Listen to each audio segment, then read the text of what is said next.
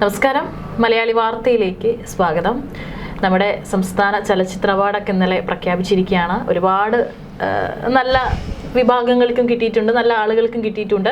എന്നാൽ ചില വിമർശനവും ഉയരുന്നുണ്ട്. അർഹിക്കാത്തവർക്കാണ് പലതും, അല്ലെങ്കിൽ അർഹിക്കപ്പെടുന്നവർ അവിടെ തഴഞ്ഞിട്ടുണ്ട് എന്നുള്ളൊരു അഭിപ്രായം കൂടി ഉയരുകയാണ്. നമ്മുടെ ബ്രഹ്മയുഗത്തിൽ അഭിനയത്തിന് മമ്മൂട്ടിക്ക് കിട്ടിയിട്ടുണ്ട്. അതുപോലെ തന്നെ ഫെമിനിച്ചി ഫാത്തിമ എന്നൊരു സിനിമയ്ക്ക് അതിൽ ഷംല ഹംസ എന്ന് പറയുന്ന ഒരു നടിയെ മികച്ച നടിയായിട്ട് പ്രഖ്യാപിച്ചിട്ടുണ്ട്. നമ്മുടെ വേടന് അവാർഡ് കിട്ടിയിട്ടുണ്ട്. മഞ്ഞുമൽ ബോയ്സ് എന്ന സിനിമയ്ക്ക് ധാരാളം അവാർഡ്, 3-4 വിഭാഗങ്ങൾക്കായിട്ട് ആ സിനിമയ്ക്ക് ഒരു അവാർഡ് കിട്ടിയിട്ടുണ്ട്. ശരിക്കും ഈ ഒരു അവാർഡിനെ, അല്ലെങ്കിൽ ഈ ഒരു അവാർഡ് പ്രഖ്യാപനത്തെ ചേച്ചി എങ്ങനെയാണ് വിലയിരുത്തുന്നത്? ഇപ്പോഴും കൃത്യമായിട്ട് അർഹതപ്പെട്ടവർക്ക് തന്നെയാണോ ഇത് കിട്ടിയിരിക്കുന്നത്? പിന്നെ അർഹതപ്പെട്ടവർ തന്നെയാണ് ഇപ്പോൾ അവാർഡ് കൊടുത്തിരിക്കുന്നത്, അതിൽ സംശയമില്ലല്ലോ.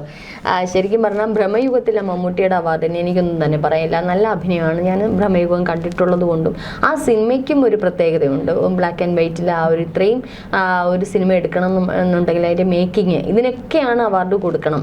കുറച്ചുകൂടി കൊടുക്കണമായിരുന്നു. മികച്ച നടന് മാത്രമല്ല, അതിലെ ആ ഒരു ഈ പറയുന്ന എഡിറ്റിങ്, ഈ പറയുന്ന അതിൻ്റെ മേക്കിങ്, ഇതിനൊക്കെ ഒരു അവാർഡ് കിട്ടേണ്ടിയിരിക്കുന്നു ബ്രഹ്മയുഗത്തിൽ. മഞ്ഞുമൽ ബോയ്സിനങ്ങ് തൂത്തുവാരി കൊടുക്കണ്ടായിരുന്നു എന്നുള്ളതാണ്. പക്ഷേ എനിക്ക് ഏറ്റവും അധികം ഇഷ്ടപ്പെട്ടത് വേടന് കൊടുത്ത അവാർഡാണ്.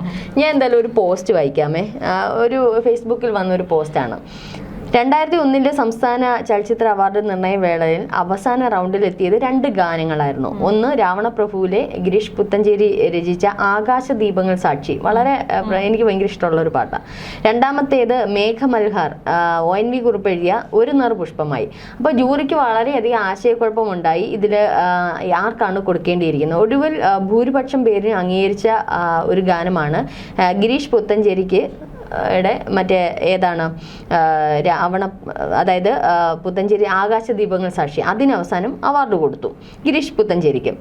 പക്ഷെ എന്നിരുന്നാലും കാവ്യഭംഗി നിറഞ്ഞ ഒരു നറുപുഷ്പമായി എന്ന പാട്ട് ONVക്കല്ലേ അവാർഡ് നൽകേണ്ടിയിരുന്നത് എന്ന് പലരും പറയുകയും ചെയ്തിരുന്നു. അത് രണ്ടും നല്ല അടിപൊളി. നമുക്ക് തോന്നി ഇതിൽ ഏത് ഗാനത്തിന് കൊടുക്കുമെന്നുള്ള അത്രയ്ക്ക് ഒന്നിന് ഒത്തൊരുമയായിട്ട് നിൽക്കുന്ന 2 ഗാനങ്ങൾ. 2 ഗാനങ്ങളും എനിക്കിഷ്ടമാണ്.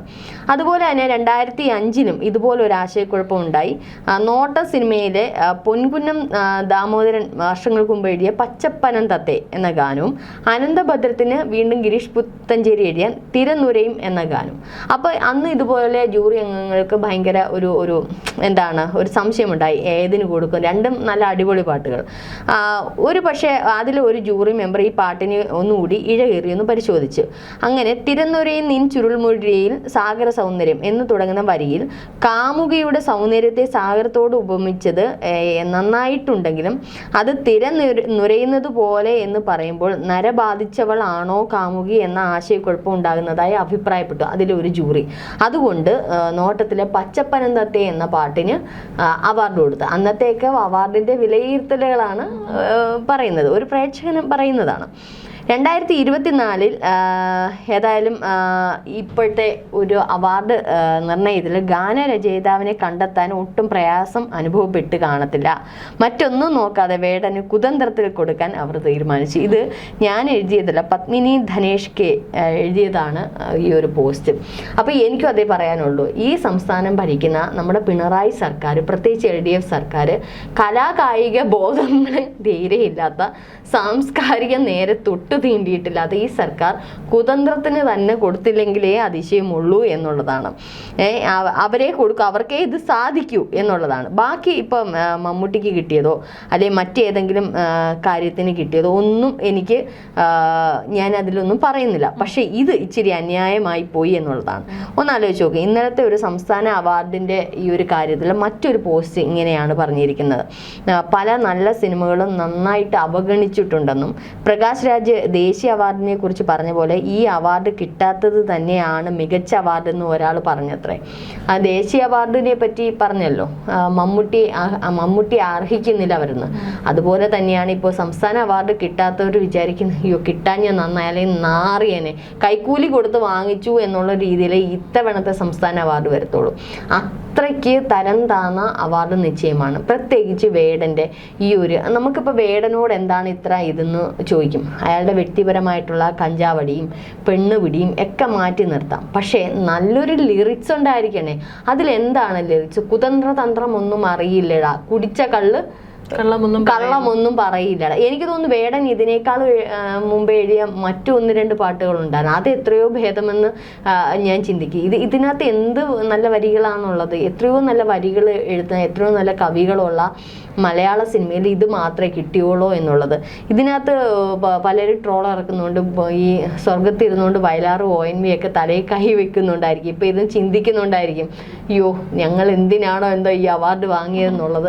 അപ്പം പണ്ടൊക്കെ സംസ്ഥാന ചലച്ചിത്ര അവാർഡ് പ്രഖ്യാപിക്കുമ്പോൾ അത് ചലച്ചിത്രത്തിനാണെങ്കിലും ഗാനത്തിനാണെങ്കിലും ഈ പറയുന്ന സംഗീത ഈ പാടുന്നവർക്കാണെങ്കിലും ഒക്കെ ഇഴകീറി അവർ പരിശോധിക്കും. ഓരോന്നും കൃത്യമായിട്ട് ഓരോ വരികളും, അതേപോലെ തന്നെ ചലച്ചിത്രങ്ങൾക്കുള്ള അവാർഡ് എന്ന് വെച്ചാൽ അവർ ഓരോന്നും റിപ്പീറ്റ് അടിച്ച് കണ്ട് അതിനകത്തെ നെഗറ്റീവും പോസിറ്റീവും എഴുതി വെച്ച് അങ്ങനെയാണ് അവാർഡ് കൊടുക്കുന്നത്. ഇപ്പം അങ്ങനെയൊന്നുമല്ല, തോന്നുംപടി തോന്നുന്നവർക്ക് കൊടുക്കാം എന്നുള്ള രീതിയിലായി. ഇതിലെ പ്രകാശ് രാജ് ജൂറി അംഗം പറഞ്ഞിട്ടുണ്ട് എന്തുകൊണ്ട് വേടന് കൊടുത്തു എന്നുള്ളത്. അദ്ദേഹം പറയുന്നത് വേടൻ ചെയ്യുന്നത് റാപ്പ് സംഗീതമാണ്, അതാണ് ഇന്നത്തെ തലമുറയുടെ ശബ്ദം. സ്ഥിരമായി ശാസ്ത്രീയ സംഗീതങ്ങൾക്കേ പുരസ്കാരം ലഭിക്കൂ എന്ന ധാരണ പാടില്ല. നിരുത്തരവാദപരമായ സംഗീതമാണ് വേടൻ്റേതെന്ന് പറയാൻ കഴിയില്ല. ആ സംഗീതത്തിന് ഇന്നത്തെ തലമുറയുടെ കാഴ്ചപ്പാടും സ്വപ്നങ്ങളും പ്രതീക്ഷകളും ഉണ്ട്.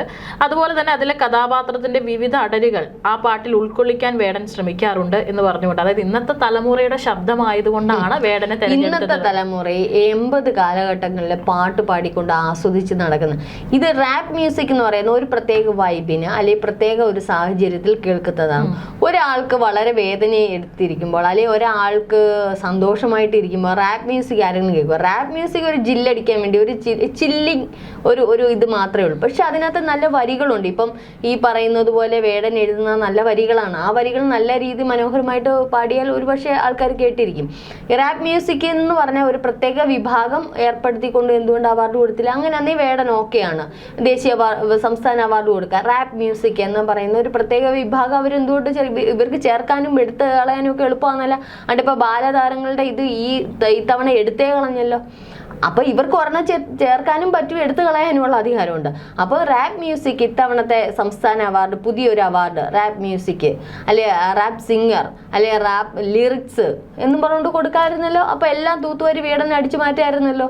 ഇത്തവണ എന്തുകൊണ്ടാണ് ബാലതാരങ്ങൾക്ക് സ്ഥാനാർത്ഥി ശ്രീകുട്ടൻ എന്നൊക്കെ പറഞ്ഞ സിനിമ ഇറങ്ങിയിരുന്നത്? എന്തുകൊണ്ടാണ് നിരവധി സിനിമകൾ കൊടുത്തിരുന്നത്? ഒന്നും അത്ര മൂല്യമുള്ളതല്ല എന്ന് പറഞ്ഞ് അവഗണിച്ച്.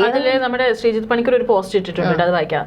സ്ഥാനാർത്ഥി ശ്രീകുട്ടൻ സിനിമയിലെ കുട്ടികളായ അഭിനേതാക്കളെ ഒന്നും നമ്മുടെ കുച്ചുപ്പി ചേട്ടൻ കണ്ടില്ലെന്ന് തോന്നുന്നു. മികച്ച ബാലതാരം ഇല്ലത്രേ. അതെന്തായാലും ഒരു കഞ്ചനൊപ്പം കുട്ടികൾ വേദി പങ്കിട്ട് സമ്മാനം വാങ്ങേണ്ടെന്ന തീരുമാനത്തിന് കയ്യടി എന്ന് പറഞ്ഞു. തീർച്ചയായിട്ടും കഞ്ചാവ് അടിക്കുന്നതിന്റെ ഒപ്പം കുട്ടികൾ വേദി പങ്കിടുന്നത് സന്തോഷം. പക്ഷെ ഒന്ന് ചിന്തിക്കുക, എന്താണ് വരും തലമുറയെ നമ്മൾ പ്രോത്സാഹിപ്പിക്കേണ്ടുന്ന ഒന്ന് തന്നെയാണ്. അപ്പൊ ആ തലമുറകൾക്ക് ഒരു പക്ഷേ ഇദ്ദേഹം കാണുന്ന വലിയ അഭിനയ പാഠമൊന്നും ഇല്ലെങ്കിലും ഉള്ളതിൽ ഏതാണോ ബെറ്റർ ഒരെണ്ണം കൊടുക്കാമായിരുന്നു. ബാലതാരങ്ങളെ പ്രോത്സാഹിപ്പിക്കുമ്പോൾ നാളെ വളർന്നു വരുന്ന കുട്ടികൾ ഇതിലേക്ക് വരാനും അവർക്ക് ആവേശവുമായിരിക്കും, അല്ലേ? കുറച്ചുകൂടി ഒരു ആവേശമായിരിക്കും. തങ്ങൾക്ക് സിനിമ എന്തെന്നുള്ളതും കലയെ സ്നേഹിക്കാനും ഒക്കെ കുട്ടികൾക്ക് കഴിയും. മാത്രമല്ല കുട്ടികളെ വെച്ചെടുക്കാൻ പ്രൊഡ്യൂസേഴ്സും സംവിധായകരും ഒക്കെ നാളെ കഥകളും ഉണ്ടാക്കുക. അപ്പം അത് മറ്റുള്ള ഇപ്പം ഈ കുഞ്ഞു കുട്ടികളല്ലേ ഏറ്റവും കൂടുതൽ പ്രേക്ഷകരെന്ന് പറയുന്നത്. അപ്പം 18 വയസ്സിന് താഴെയുള്ള എല്ലാം കുട്ടികളുടെ വിഭാഗത്തിൽപ്പെടുത്താം. അപ്പോൾ കൊച്ചു കുട്ടികൾ മുതൽ കുറച്ചുകൂടെ ഈ പറയുന്ന കൗമാരപ്രായക്കാരായ വ്യക്തികൾക്ക് വരെ ഉള്ള ഒരു കാറ്റഗറി തീരുമാനിച്ചുകൊണ്ട് ഒരു സംസ്ഥാന അവാർഡ്, ചലച്ചിത്ര അവാർഡ് കൊടുക്കായിരുന്നു. അതുപോലും നിന്നില്ല ഇത്തവണ എന്നുള്ളതാണ്. ഇവർക്ക് മലയാള സിനിമയിൽ കുട്ടികൾ ബാലതാരങ്ങളൊന്നും ഇല്ല എന്ന് തോന്നുന്നു. പിന്നെ ഇപ്പം ഈ ഒരു പോസ്റ്റിനകത്ത് പറഞ്ഞിരിക്കുന്നത് 1-ാം തീയതി പ്രഖ്യാപിക്കേണ്ടുന്ന അവാർഡാണ് 3-ാം തീയതി പ്രഖ്യാപിച്ചത്. ഇതിൽ ഗൂഢാലോചന എന്തോ നടന്നിട്ടുണ്ട്. ഇത് പല്ലിശ്ശേരി പറഞ്ഞ ഒരു അഭിപ്രായമാണ് ഈ ഒരു പോസ്റ്റിൽ. അതും ഒരു സംശയിക്കേണ്ടത്. 1-ാം തീയതി പ്രഖ്യാപിച്ച അവാർഡ് പിന്നെ പ്രഖ്യാപിക്കേണ്ടുന്ന 3-ാം തീയതിയിലേക്ക് മാറ്റി. അപ്പോൾ 2 ദിവസം എന്താണ് കൃത്രിമം നടന്നത്? അപ്പോൾ പലതും മാറ്റി മറിച്ചിട്ടുണ്ട്. എല്ലാം മഞ്ഞുമ്മൽ ബോയ്സ് തൂത്തുവാരിയെടുത്തു. ഈ പറയുന്ന ഏറ്റവും ഏറ്റവും വലിയ സിനിമ, ഹിറ്റ് സിനിമ എന്നുള്ള രീതിയിലും ഒക്കെ മഞ്ഞുമ്മൽ ബോയ്സ്. എന്തിനാണ് അത്ര അവാർഡ് മഞ്ഞുമ്മലിന് കൊടുത്തത്? ആവേശം, എല്ലാവരും ആവേശത്തോടെ എടുത്തതല്ലേ. അങ്ങനെ എത്ര ഹിറ്റ് സിനിമകളുണ്ട്. ഉള്ളൊഴുക്ക് എന്തെങ്കിലും കിട്ടും. വിജയരാഘവന് പിന്നെ ഈ ആസിഫ് അലിക്കൊക്കെ കൊടുക്കേണ്ടത് കിഷ്കിന്ദ കാണാം. അപ്പം വിജയരാഘവന് ആസിഫ് അലി, ടോവിനോ, മമ്മൂട്ടി ഇവരൊക്കെ ഏറ്റവും അധികം നല്ല രീതിയിൽ ഒരേ മികച്ച നടന്മാരുടെ തസ്തികയിൽ വരുന്നു എന്ന് പറഞ്ഞിട്ട് മമ്മൂട്ടിക്ക് കൊടുക്കുമ്പോൾ അതിൽ ഒരാൾക്കും കൂടെ കൊടുക്കാം. സംസ്ഥാന മികച്ച നടൻ എന്നുള്ള അവാർഡ് ഇപ്പോൾ ആസിഫ് അലിക്കോ വിജയരാഘവനോ കൊടുത്തതുകൊണ്ടൊന്നും ഒരു പ്രശ്നം ഉണ്ടാവാനില്ല. എന്താ 2 നടന്മാർ വന്ന മമ്മൂട്ടിക്ക് എന്തെങ്കിലും പ്രശ്നം വരുമോ? അതൊന്നും ഇല്ലല്ലോ. മികച്ച നടന്മാരെ അവരെ നിങ്ങൾ ചൂസ് ചെയ്തിട്ടുണ്ട്, ഇഴകീറി പരിശോധിച്ചിട്ടുള്ള ഒന്നും മാറ്റി നിർത്താൻ പറ്റുന്നില്ല എന്നുണ്ടെങ്കിൽ ഒരു അവാർഡും കൂടെ കൊടുക്കാം. അപ്പം അത്തരത്തിലുള്ളതൊന്നും ഈ പറയുന്ന ഇത്തവണത്തെ സംസ്ഥാന ചലച്ചിത്ര അവാർഡുകൾക്ക് കൊടുത്തിട്ടില്ല എന്നുള്ളതാണ്. ഏതായാലും ദുരൂഹതയും പക്ഷപാതവും ഒക്കെ ഇതിനകത്തുണ്ട് എന്നുള്ളതും പാർട്ടിക്കാരാണെങ്കിൽ അവാർഡ് കിട്ടുമെന്ന സിനിമാ മേഖലയിൽ പറയാൻ തുടങ്ങി എന്നുള്ളതുമാണ് ഈ ഒരു പോസ്റ്റിനകത്ത് ഇട്ടേക്കുന്നത്. അപ്പോൾ തീർച്ചയായിട്ടും ഇതൊക്കെ ഒന്ന് ഇഴകേറി പരിശോധിക്കും. ഇപ്പം ആർക്ക് വേണമെങ്കിലും പാർട്ടിക്കാരാണോ അവർക്ക് അവാർഡ് ഈസിയായി കിട്ടും എന്നുള്ളത് വരുമ്പോൾ ശരിക്കും പറഞ്ഞാൽ വരും തലമുറയിലെ കലാകാരന്മാർ ഇതിൽ നിന്ന് പുറകോട്ട് പോവുകയാണ് ചെയ്യുന്നത്. ഇപ്പം മമ്മൂട്ടി കിട്ടിയതിൽ ഞാനൊന്നും പറയുന്നില്ല. അദ്ദേഹത്തിന് ഭ്രമയുഗത്തിൽ നേരത്തെ കിട്ടേണ്ടിയിരിക്കുന്നു എന്നുള്ളതാണ് ഞാൻ അതിലൊന്നും പറയുന്നത്. നല്ല ഈ പറയുന്ന ഇതാണ് ഭ്രമയുഗത്തിൻ്റെ എന്ന ചലച്ചിത്രത്തിനും കൂടെ കുറച്ചുകൂടി കിട്ടേണ്ടിയിരിക്കുന്നു എന്ന് ഞാൻ പറയേണ്ടിയിരിക്കുന്നു. പക്ഷേ ഈ പറയുന്ന മഞ്ഞുമൽ ബോയ്സിന് ഇത്രയും വാരിക്കോരി നൽകിയത് ഈ പറയുന്ന കുട്ടികൾക്ക് കൊടുക്കാതിരുന്നത്, വിജയരാഘവൻ എന്തുകൊണ്ട് ഒരു മികച്ച നടൻ, വിജയരാഘവനും ആസിഫ് അലിയൊക്കെ നന്നായിട്ട് അതിനകത്ത് അഭിനയിച്ചു, ഒരു മികച്ച നടൻ എന്ന് പറയുന്ന ഒരാൾക്കും കൂടെ കൊടുക്കാൻ. ഫെമിനിച്ചി ഫാത്തിമ ഓക്കെ നന്നായിട്ട് അഭിനയിച്ചു, പക്ഷെ ഒരു മികച്ച നടിയായിട്ട് എനിക്കൊന്ന് ഉള്ളൊഴുക്കിൽ ഉർവശിക്ക് ദേശീയ അവാർഡ് കിട്ടിയപ്പോൾ തന്നെ പലരും പറഞ്ഞു പാർവതിക്ക് കിട്ടേണ്ടിയിരുന്നു, പാർവതി അത്രത്തോളം ഒരു സഹനടിയായിട്ടെങ്കിലും ഇത് പാർവതിക്ക് ഒരുപക്ഷെ കൊടുക്കായിരുന്നു എന്നൊക്കെ തരത്തിൽ. അത് ഒരുപക്ഷെ സംസ്ഥാനത്തിലെ മികച്ച നടി എന്നുള്ള രീതിയിൽ പാർവതിക്ക് കൊടുക്കായിരുന്നു. അങ്ങനെ നിരവധി സിനിമകൾ നിലനിൽക്കെ വലിയ ഇതൊന്നും ഇല്ലാണ്ട് ഇഴകീറി പരിശോധനയൊന്നും ഇല്ലാതെ തോന്നും പടി കൊടുത്തു എന്നുള്ളതേ പറയാനുള്ളൂ. ഇതിനേക്കാൾ ഇപ്പം ബ്രഹ്മയുഗത്തിനോടൊപ്പം തന്നെ നിൽക്കുന്ന മികച്ച ചിത്രങ്ങൾ വേറെ ഉണ്ട്. അപ്പം ഇത്തരത്തിലുള്ള ചിത്രങ്ങളൊക്കെ നിലനിൽക്കെ തോന്നും പടി കൊടുക്കുന്ന ഒരു അവാർഡായിപ്പോൾ ഇത്തവണത്തെ സംസ്ഥാന ചലച്ചിത്ര അവാർഡ്. പക്ഷെ അതിൽ ഏറ്റവും അധികം ഇപ്പം എല്ലാവരും എടുത്തിട്ട് ട്രോളുന്നത്, സോഷ്യൽ മീഡിയയിൽ ഏറ്റവും അധികം എടുത്തിട്ട് ട്രോളുന്നത് വേടന് കൊടുത്തതാണ്. ഇതിൽ എനിക്ക് മറ്റൊരു കാര്യം കൂടെ ഉണ്ട്. വേടനെ ഇപ്പോൾ സംസ്ഥാന സർക്കാർ ചുമന്നുകൊണ്ട് നടക്കുകയാണ്. സംസ്ഥാന സർക്കാരിൻ്റെ പൊതുപരിപാടികളിലെല്ലാം വേടനെ കാണാം. രാഹുൽ മാങ്കൂട്ടത്തിൻ്റെ വിഷയം വന്നപ്പോൾ ഇവർക്കൊക്കെ ഭയങ്കര ഈ ഫെമിനിറ്റികളും ഈ പറയുന്ന സാംസ്കാരിക നായകന്മാരും ഒക്കെ എങ്ങോട്ട് പോയി. രാഹുൽ മാങ്കൂട്ടത്തിൻ്റെ വിഷയം വന്നപ്പോൾ ഈ യൂത്ത് കോൺഗ്രസ്സിലെ കുറേ പ്രവർത്തകന്മാരുണ്ടല്ലോ, അവരൊക്കെ എങ്ങോട്ടാണ്, എവിടെ പോയി? വേടൻ്റെ വിഷയം വന്നപ്പോൾ അതുകൊണ്ട് എന്താണ് യൂത്ത് കോൺഗ്രസ് പ്രതിഷേധിക്കാതെ? സ്വന്തം നേതാവിനെതിരെ വന്നപ്പോൾ സ്വയം വിമർശിക്കുന്ന, അതായത് സ്വയം കുഴി മാന്തിയിട്ട കുറേ യൂത്ത് കോൺഗ്രസ് പ്രവർത്തകരുണ്ട് അല്ലേ? അവരെന്തുകൊണ്ടാണ് വേടന്റെ കാര്യത്തിൽ പ്രതികരിക്കാത്തത്? വേടൻ ചെയ്തത് വേറെ പരാതിക്കാരിയുണ്ട്, അവിടെ പരാതിക്കാരില്ല. വേടന്റെ കാര്യത്തിൽ പരാതിക്കാരി ഉൾപ്പെടെയുണ്ട്. എന്നെ പീഡിപ്പിച്ചു എന്ന് 1-2 ഡോക്ടറിന് പഠിക്കുന്ന ഒരു പെൺകുട്ടി, അത് ദളിത് വിഭാഗത്തിൽപ്പെട്ട പെൺകുട്ടി. ഇവരൊക്കെ ദളിത് വിഭാഗക്കാരെ അങ്ങ് എന്തോ എടുത്ത് മറയ്ക്കാനും സ്ത്രീകൾക്കെതിരെ. അപ്പൊ അത്രയും വലിയ പരാതികളൊക്കെ നിലനിൽക്കുകയും ഇവിടെ പരാതിക്കാരി പോലും ഇല്ലാത്ത ഒരാളിനെ വേട്ടയാടുകയും ചെയ്യുന്നു. ഇത് ഇരട്ട നീതി തന്നെയാണ്. അപ്പൊ ഇതിലെ യൂത്ത് കോൺഗ്രസോ മറ്റുള്ള പ്രവർത്തകരോ ഒന്നുമില്ല. വേടനെ എടുത്ത് സംസ്ഥാന സർക്കാർ പൊക്കിയെടുത്തോണ്ട് നടക്കുന്നതിന് കുഴപ്പമില്ല, വേദി പങ്കിടുന്നതിന് കുഴപ്പമില്ല. ഇന്നലെ തന്നെ സംസ്ഥാന സർക്കാരിൻ്റെ ഒരു പരിപാടിയിൽ ഇതേപോലെ വേടൻ പങ്കെടുത്തു. അപ്പം ഈ പറയുന്നത് പോലെ കഞ്ചാവ് അടിച്ച് കിടക്കുന്ന അല്ലെങ്കിൽ പീഡന പരാതികളുള്ള നിലവിൽ കഞ്ചാവ് കയ്യോടെ പൊക്കിയ വേടനെ സംസ്ഥാന സർക്കാരിന് പൊതുപരിപാടിയിൽ പങ്കെടുക്കാം. പക്ഷേ രാഹുൽ മാങ്കൂട്ടത്തിന് പറ്റത്തില്ല. എവിടുത്തെ ന്യായമാണ്? ഇപ്പോൾ സംസ്ഥാന സർക്കാർ എന്ത് ചെയ്തു? അവാർഡും കൂടെ കൊടുത്ത് ആദരിച്ചിരിക്കുകയാണ്. അപ്പോൾ ഇതൊക്കെ ഇരട്ട നീതി എന്ന് പറയാൻ പറ്റത്തില്ല. CPM-ന്റെ എന്താ പറയുന്നേ, കമ്മ്യൂണിസ്റ്റ് പ്രസ്ഥാനത്തിൻ്റെ അടിത്തറ തന്നെ മാന്തി മറിക്കുന്നേ. ഇനി പ്രസ്ഥാനത്തിനോടൊപ്പം നിൽക്കുന്ന വേടൻ്റെ പാട്ടുകൾ ദളിതർക്ക് വേണ്ടിയിട്ട് ആർക്ക് വേണ്ടിയിട്ട്? അദ്ദേഹം എഴുതുന്നതെല്ലാം ശ്രീലങ്കയ്ക്കും തമിഴ്നാടിനും ഒക്കെ വേണ്ടിയിട്ട്, അല്ലാതെ കേരളത്തിൻ്റെ ദാരിദ്ര്യം മറ്റേ സവർണ മേധാവിത്വമൊക്കെ കഴിഞ്ഞു. ഇപ്പൊ കേരളം തുല്യമായിട്ടുള്ള രീതിയിൽ പോയിക്കൊണ്ട് ഇവിടെ വർഗീയ വിഷം കുത്തി ഇറക്കുക, ശ്രീലങ്കയിലെ കാര്യങ്ങളൊക്കെ ഇങ്ങോട്ട് ഇറക്കി ഇവിടുത്തെ വർഗീയ വിഷം കുത്തി ഇറക്കുന്ന ഒരു ഇതായിട്ട് മാറിയിരിക്കുക. ചില പാട്ടുകളൊക്കെ നല്ലതാണ്. ഇന്നത്തെ സാഹചര്യം അനുസരിച്ച് അദ്ദേഹം എന്തുകൊണ്ട് പാട്ടുകൾ എഴുതുക? പഴയ കാലഘട്ടമൊക്കെ കഴിഞ്ഞു. അന്ന് സവർണ മേധാവിത്വം ഉണ്ടായിരുന്നു, ബ്രിട്ടീഷ് ഭരണകാലം ഉണ്ടായിരുന്നു എന്ന് പറഞ്ഞ് ഇപ്പോഴും ബ്രിട്ടീഷുകാർ അടിമത്വം ഇങ്ങനെ കാണിച്ചു എന്ന് പറഞ്ഞുകൊണ്ട് എഴുതേണ്ട കാര്യമുണ്ട്. സവർണ മേധാവിത്വമൊക്കെ കഴിഞ്ഞു. ഈ പറയുന്നത് പോലെ എല്ലാവരും തുല്യരാണ്. ഇന്നത്തെ കാലത്തുള്ള പല വിഷയങ്ങളുമുണ്ട്, അതുമായിട്ട് ബന്ധപ്പെട്ട് പാട്ടുകൾ എഴുതുക. അല്ലാതെ ഈ ചരിത്രം വീണ്ടും ചരിത്രം എഴുതുന്ന പാട്ടുകളും നല്ലത് തന്നെയാണ്, ചരിത്രം ഇടയ്ക്കിടയ്ക്ക് ഓർമ്മിപ്പിക്കുന്നത് നല്ലത് തന്നെയാണ്. പക്ഷെ അതിനകത്ത് ഈ കുതന്ത്രം കയറ്റി വെച്ചുകൊണ്ട് പാട്ടുകളുടെ ഇടയിൽ തിരികെ വെച്ചാൽ അതൊരിക്കലും ശുഭമായിട്ട് പോകില്ല. ഇതിപ്പോൾ ഗവർണർ ഉൾപ്പെടെ ഇത് ചോദിച്ചിരിക്കുകയാണ്, എന്തിൻ്റെ അടിസ്ഥാനത്തിലാണ് വേടന് ഇത്തരത്തിലുള്ള അവാർഡ് കൊടുത്തത് എന്നുള്ളത്. അപ്പോൾ അത് ഒരു മൊത്തത്തിൽ ഇനിയിപ്പോൾ ഒരു ചർച്ചാ വിഷയമാവും. ഒരുപക്ഷെ സംസ്ഥാന സർക്കാരിന് അതിനൊരു നാണക്കേടുണ്ടാകുന്ന തരത്തിലേക്കാണ് ഇത്തവണത്തെ സംസ്ഥാന ചലച്ചിത്ര അവാർഡിന്റെ പ്രഖ്യാപനം.